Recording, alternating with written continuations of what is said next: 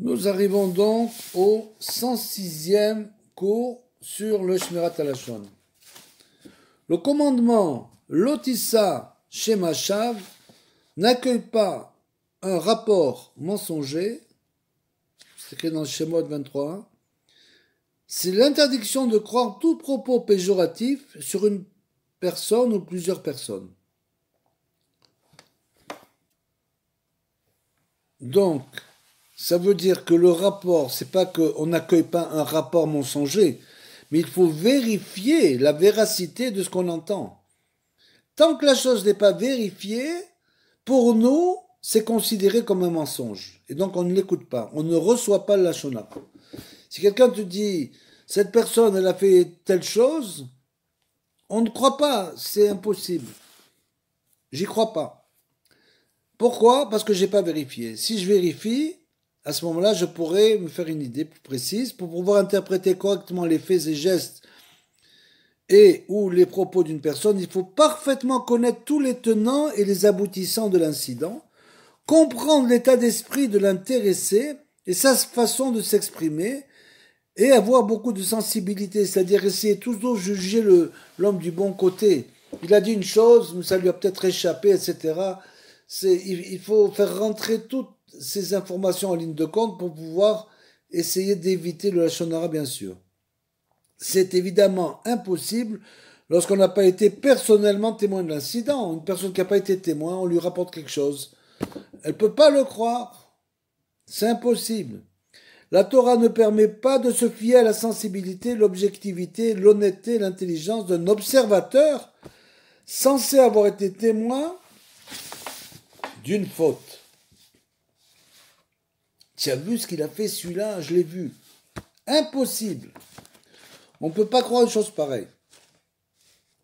Son intégrité est déjà suspecte par le fait qu'il commette la faute de dire du Lashon Hara, de critiquer. Pourquoi cette personne vient critiquer une autre personne avec vous? Quel est son intérêt? Quel est son intérêt? Et on ne peut donc pas accepter ses propos comme justes et précis. D'après la Torah, on ne peut croire comme un fait qu'un témoignage de deux témoins valables acceptés par le Bedin, le tribunal rabbinique. En ce qui nous concerne, il doit y avoir deux témoins. Si deux témoins viennent témoigner d'une chose qu'ils ont vue ensemble, à ce moment-là, on peut croire. Mais un seul témoin n'est pas valable. Par contre, pour les non-juifs, un témoin, c'est valable. Ne te venge ni ne garde rancune envers les enfants de ton peuple, aime ton prochain comme toi-même, je suis Hachem, comme c'est écrit dans Vaïkra 19-18. Quel est le sens de ce verset, le sens de je suis Hachem? Ne te venge ni ne garde rancune envers les enfants de ton peuple, aime ton prochain comme toi-même, je suis Hachem. Ce que la Torah nous demande ici est loin d'être facile. Lorsque quelqu'un a réellement besoin de l'aide de son voisin, qui pourrait la lui apporter mais la refuse, ou pire encore le blesse, peut-on réellement lui demander de ne pas avoir rancune et de l'aimer comme lui-même? C'est impossible.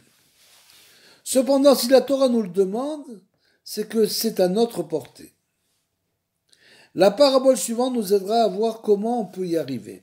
Réhouven n'aimait pas Shimon et disait continuellement du mal de lui. Or un beau jour, Yehuda, un homme respecté et connu pour son honnêteté, déclara à Réhouven: j'étais chez Rav X, un des grands maîtres de notre génération, connu pour sa sagesse et sa piété, lorsque Shimon est arrivé. Le Rav, donc Shimon, c'était celui que Réhouven n'aimait pas. Et Yehuda donc parle à Réhouven. Le Rav lui a demandé, lui a témoigné des honneurs, manifesté une très grande affection. Après avoir vu cela, de mes propres yeux, cher Réhouven, je suis obligé de te dire que ton opinion sur Shimon est sans doute complètement fausse. Il faudra quelques instants à Réhouven pour assimiler ce qu'il vient d'entendre, puis il répondra: eh bien, il se peut que je me trompe. Ma conviction que Shimon était dans son tort venait peut-être de la tendance naturelle de chacun à vouloir se justifier. Écoutez la suite. Toutefois, il se peut que malgré tout, Shimon soit si fourbe et habile qu'il soit capable de tromper un sage et de lui faire croire qu'il est un juste parfait. Et donc, Réhouven répond, vos propos m'ont donné à réfléchir, mais je ne suis pas entièrement convaincu. Quoi qu'il en soit, parce qu'il bien sûr il pense qu'il est possible qu'il trompe, Shimon trompe ce rave, et donc je ne suis pas entièrement convaincu, quoi qu'il en soit, je vais cesser de me dire sur Shimon, pour l'instant du moins. La réponse de Réhouven indique seulement un début de changement, et nous verrons par la suite de cette parabole comment une meilleure optique permet de changer totalement l'attitude qu'on a vis-à-vis de son prochain.